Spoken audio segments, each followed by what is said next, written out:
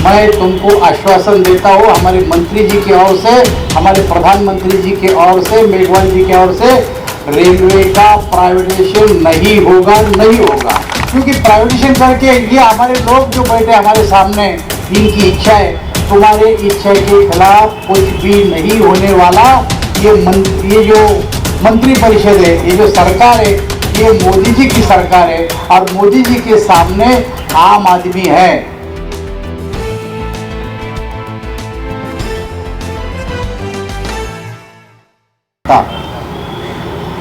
माननीय संसदीय कार्य एवं संस्कृति राज्य मंत्री हमारे मित्र अर्जुन मेघवाल जी, उत्तर रेलवे के महाप्रबंधक Ashutosh Gangar ji, all India SC/ST railway employees association के राष्ट्रीय अध्यक्ष BL भैरवा जी, संस्था के महासचिव अशोक कुमार जी, अन्य जोनल रेलवे से आए पदाधिकारी, देवियों और सज्जनों, सबसे पहले तो मैं आपसे माफ़ी मांगूंगा क्योंकि मुझे और मेघवाल जी को यहाँ आने में देरी हुई।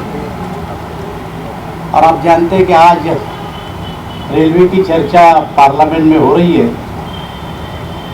आने का तो पक्का था, लेकिन आ सकते या नहीं ये मुझे ज़रा शंका थी। लेकिन मेघवाल जी ने मुझे वहाँ से छुट्टी दिलाई। परमिशन तो मेघवाल जी ने दी क्योंकि वो हमारे लोकसभा में नेता है, इसलिए मैं उनके साथ यहाँ आया और मेरा सौभाग्य है कि आपसे मिलने का मौका इस बहाने मुझे मिला। आप सब जानते हैं कि रेलवे में कई संगठन हैं और उसमें SC/ST रेलवे एम्प्लॉयज़ एसोसिएशन भी है और हर संगठन का कुछ ना कुछ विषय होता है। और जब हमारे पास आते हैं तो उनके पीछे कोई ना कोई नेता होता है। जब ये संगठन तुम्हारा SC/ST रेलवे एम्प्लॉयज़ एसोसिएशन मेरे पास आया तो मुझे मेघवाल जी ने 2 बार 3 बार बोला कि भाई ये लोग अपने लोग हैं, इनका काम करना पड़ेगा, आप ज़रा ध्यान से सुनो। अब जब मेघवाल जी किसी को बोलते हैं, मंत्री, कोई भी मंत्री हो इस मंत्री परिषद का, तो उसको 10 बार सोचना पड़ता है कि नहीं, ये काम तो करना ही पड़ेगा। और वही लाइन से मैं गया हूँ। एक बात तो सही है कि एक ही बारी में सब प्रश्न तो कोई ख़त्म नहीं होते, बार बार आना पड़ेगा। जैसे जैसे विषय आएंगे मेरे पास तो मैं आपसे आज वादा करता हूँ कि ये विषय को सुलझाने के लिए मैं हर कदम आपके साथ रहूँगा, ये मैं वादा करता हूँ। अभी हमारे मेघवाल जी ने घोषणा की कि बाबा साहब की घोषणा की, जिस भूमि से बाबा साहब थे वही भूमि से मैं महाराष्ट्र से हूँ।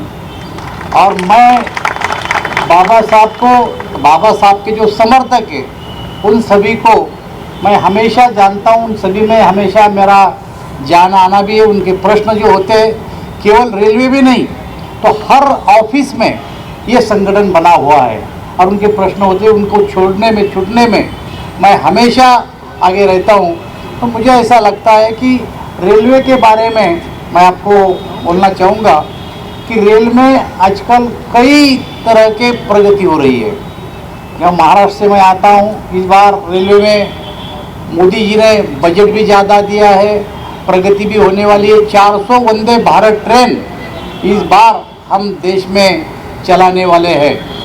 कई प्रगति इस पे होने वाली है और जैसी जैसी प्रगति हुई उस पे आपके ऊपर भी ज़्यादा जिम्मेदारी आने वाली है कि जिस लाइन से मोदी जी की सरकार चल रही है, आपने मांगे तो मांगना पड़ेगी, लेकिन उसके साथ साथ रेलवे का कारोबार भी कैसा अच्छा चले ये भी आप सबको, मुझे ऐसा लगता है, सोचना पड़ेगा। अब बाबा साहब के रास्ते पे चलने वाले, इसलिए मैं बोलता हूँ कि बाबा साहब का सपना कौन पूरा करेगा? बाबा साहब का सपना केवल मोदी साहब ही पूरा कर सकते हैं। ये वोटों की राजनीति नहीं है। मैं महाराष्ट्र से आता हूँ। बाबा साहब अम्बेडकर जब हमारे भंडारा में लोकसभा में खड़े रहे थे लोकसभा के लिए, तो उस समय कुछ हमारे विरोधियों ने, मतलब कांग्रेस वालों ने उनके खिलाफ कैंडिडेट खड़ा किया। और बाई इलेक्शन में देश का प्रधानमंत्री कभी चुनाव के प्रचार में नहीं आता, बाई इलेक्शन में आता है, बाई इलेक्शन में नहीं आता है। उस समय में पंडित जवाहरलाल नेहरू भंडारा में इनके खिलाफ में प्रचार के लिए आए और बाबा साहब का पराभव भंडारा से किया, महाराष्ट्र से।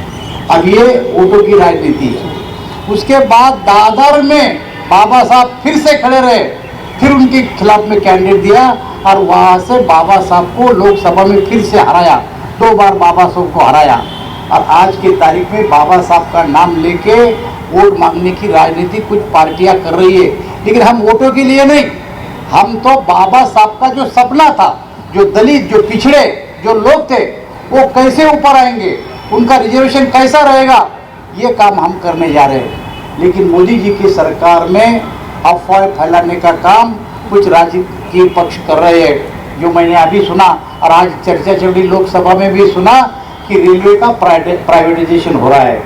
मैं तुमको आश्वासन देता हूँ, हमारे मंत्री जी की ओर से, हमारे प्रधानमंत्री जी की ओर से, मेघवाल जी की ओर से, रेलवे का प्राइवेटाइजेशन नहीं होगा, नहीं होगा।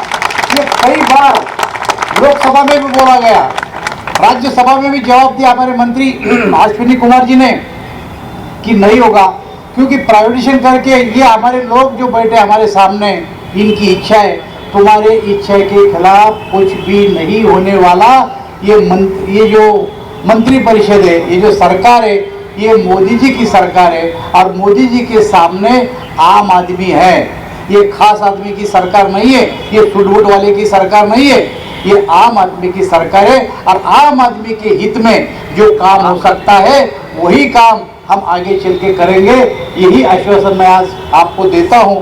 और मैं इस all India SC ST railway employees की जो पदाधिकारी है उनसे मैं आग्रह करता हूं कि जब भी आप मेरे पास आएंगे, पहले तो आप आने के पहले मुझे मेघवाल जी का ही प्रेशर रहता है कि भैया इन लोगों का ऐसा है, लेकिन जब भी आप आएंगे तो मैं आपका स्वागत करूंगा और आपको पूरा सहयोग करूंगा। ये आश्वासन देके मैं मेरे शब्दों को विराम देता हूँ।